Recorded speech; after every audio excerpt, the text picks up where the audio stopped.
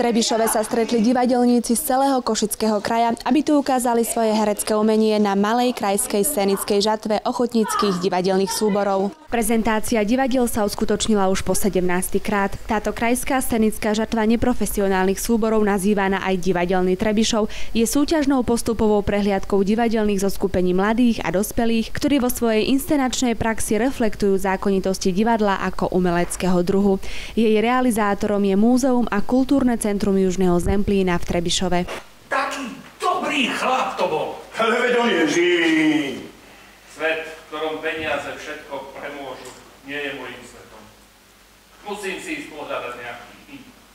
Pôjdeme! Počas 2 dní sa na divadelné dosky postavilo 6 ochotníckych divadelných súborov, ktoré obohatili publikum o častokrát zábavné predstavenie. S hrou Búrka sa predstavil divadelný súbor Škvarky z Košíc. Jeho členovia na javisku prezentovali situáciu, ktorá negatívne vystihuje charaktery a postoje mladých ku klasike. Za predvedený výkon získali 3. miesto, podobne ako aj ochotnícky súbor Raj zo Smižian. Svojou tvorbou sa tento súbor zameral na hru komediálneho žánru Sušedzi, kde vtipne opisuje súčasné problémy ľudí. Na javisku sa odohrala aj dráma s názvom Dom Bernardy Alby v podaní staromestského súboru Milénium z Košíc. A tuto práve autor ukazuje, že ako môže kriviť charaktery a životy tých ľudí, ktorých sa to týka.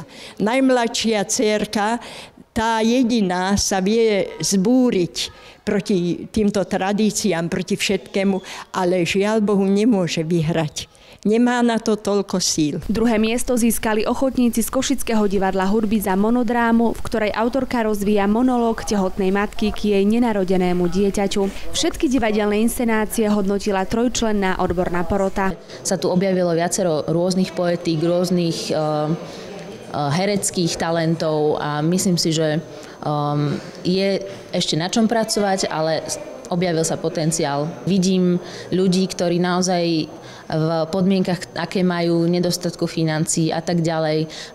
Všetci, alebo väčšina z nich pracuje, nemajú toľko času a všetci sú ochotní a schopní venovať sa tomu divadlu a robiť ho vlastne zadarmo len pre tú svoju vlastnú potechu a pre potechu tých ľudí, pre ktorých ho robia. A vždy ma to tak naplní takou eufóriou súkromnou. Nech je toho divadla čoraz viac, by som ja chcela odkázať. Domáce Trebišovské divadlo G si vybralo čiernu komédiu Pohreb od činoherného režiséra Ivana Holuba. Diváci v predstavení zažili rôzne ľudské povahy, vzťahy, jednotlivé postavy vykreslili postoj k peniazom a bohatstvu.